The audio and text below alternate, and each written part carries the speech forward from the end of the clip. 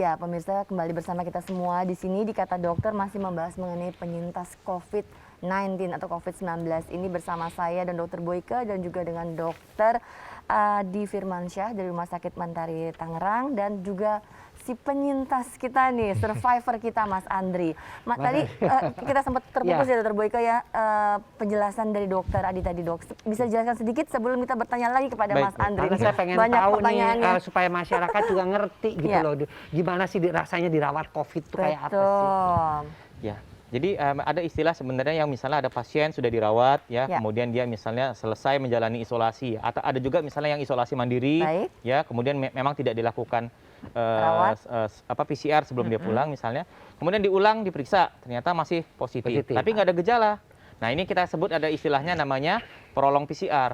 Jadi memang bahaya nggak? Ya sebenarnya kalau dia tidak ada gejala, ya artinya nggak masalah karena bisa saja yang PCR yang positif itu adalah sisa-sisa dari yang infeksi sebelumnya. Jadi karena PCR itu sebenarnya tidak bisa kita katakan seseorang itu aktif infeksi atau tidak.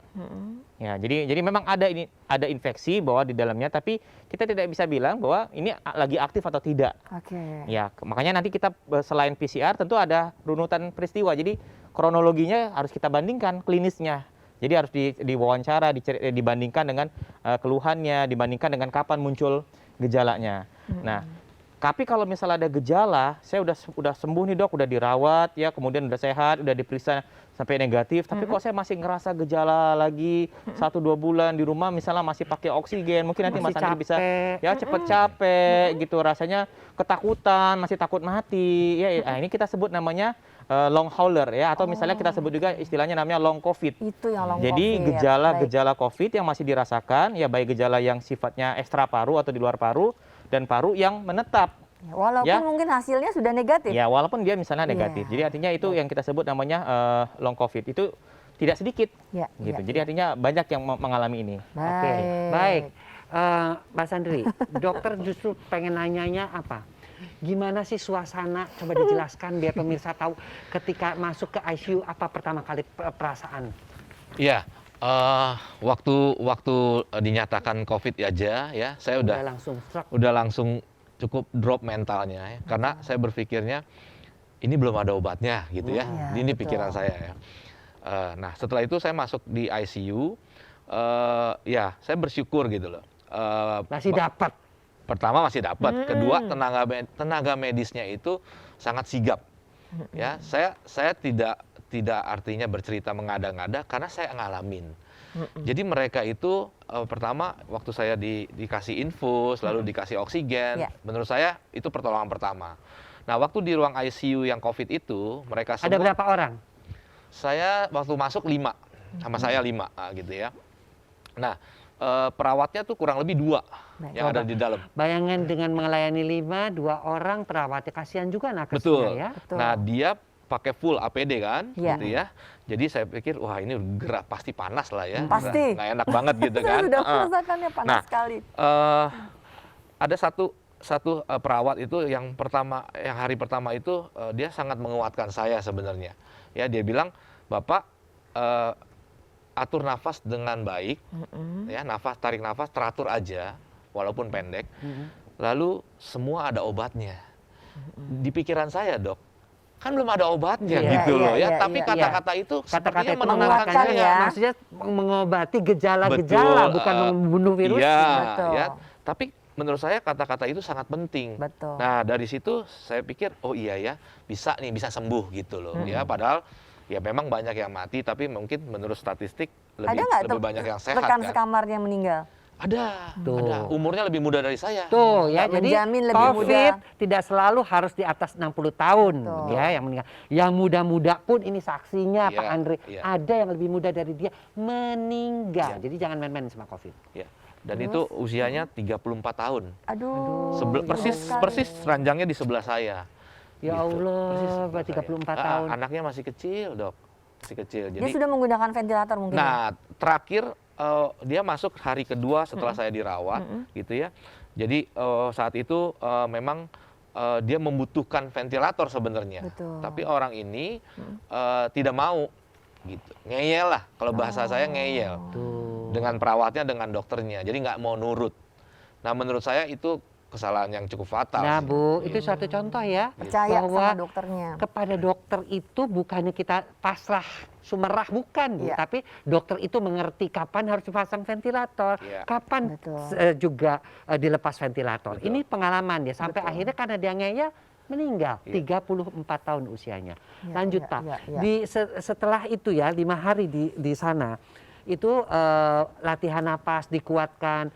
Bapak melihat mereka itu menjaga 24 jam apa gimana di ICU? Oh iya, kalau tenaga medis mereka shift-shiftan sampai 24 jam kan gitu ya. Lalu saya ada satu kepala ICU itu mengajarkan supaya saya belajar untuk tengkurap ya. Iya. Jadi punggungnya di atas gitu loh. Nah itu waktu hari pertama, jadi hari kedua saya diajarkan seperti itu. Saya mencoba untuk berbalik, Melakukan itu itu nggak bisa. Karena sesak ya? batuk. Batuk Jadi juga. waktu saya berbalik itu batuknya luar biasa. Sampai saya tuh balik lagi sampai saya pikir, aduh ini jangan seperti ini deh, ketahuan. Jadi gitu. justru pada saat tengkurap tuh timbul batuk ya? Batuk. Baru belok sebenarnya belum tengkurap. Belum tengkurap. Betul. Dok, bisa dijelaskan kenapa dokternya menganjurkan untuk melakukan tengkurap? Oke, posisi prone ya atau posisi kita tengkurap itu memang salah satu posisi yang memang dianjurkan untuk membantu agar nafasnya lebih baik sebenarnya. Jadi itu salah satu teknik yang diajarkan ketika misalnya pasien di ICU Ya. atau misalnya pasien di ruang rawat biasa. Ya, atau jadi artinya dengan posisi kita ini ya bahkan mungkin diberikan bantal ya, jadi jadi seperti semacam kita berenang gaya punggung gitu ya. Jadi kayak gitu. Nah, tujuannya untuk memudahkan aliran nafasnya. Namun tidak semuanya bisa kita terapkan karena ternyata Pak ini nggak bisa. karena kan beda-beda dan mungkin saja memang kondisinya bukan hanya kondisi parunya semata, ada sebab yang lain, misalnya dari penyakit yang lain, misalnya keluhan ototnya, ya mungkin dia rasa nyeri sendinya, atau misalnya memang rasa cemasnya yang berlebihan. Jadi ya sangat banyak faktornya, tidak bisa kita sebutkan, oh berarti posisi itu jelek, enggak. Ya, jadi artinya banyak faktor yang perlu kita nilai. Namun dari penelitian posisi prone itu juga kita ajarkan untuk rehabilitasi sebenarnya. Jadi pasca pemulihan ya itu juga bisa. Nah, makanya jadi artinya pada pasien-pasien yang misalnya sudah sembuh dari COVID, ya kemudian masih mengalami keluhan pernapasan, ya salah satu rehabilitasi mediknya adalah dengan posisi prone tadi. Nah, kapan Bapak bisa dilakukan, akhirnya bisa melakukan posisi prone Nah, tadi? saya berani itu berbalik lagi karena jadi takut kan, ya, jadi Karena takut. Gitu. sesak, Betul, cemas. karena batuk sekali. Jadi kurang lebih lusanya dari hari kedua ke hari keempat. Nah, saya belajar untuk berbalik. Memang masih batuk, tapi saya paksakan. Tapi tidak langsung tengkurap, miring. Ya. Masih miring. Nah, setelah itu saya berangsur-angsur udah bisa tengkurap sih. Bisa, Pak. Oke. Aduh, pemirsa ceritanya begitu mengerikan ya. Begitu lihat di suasana di ICU bagaimana Ya. sampai meninggal teman sebelahnya, bagaimana disuruh tengkurap aja batuk dan sebagainya, cerita yang sangat mengerikan. Oleh karena itu waspada terhadap COVID, ingat 5M. Pakai masker, menjaga jarak, mencuci tangan dengan sabun, menghindari kerumunan dan mengurangi interaksi dengan orang lain.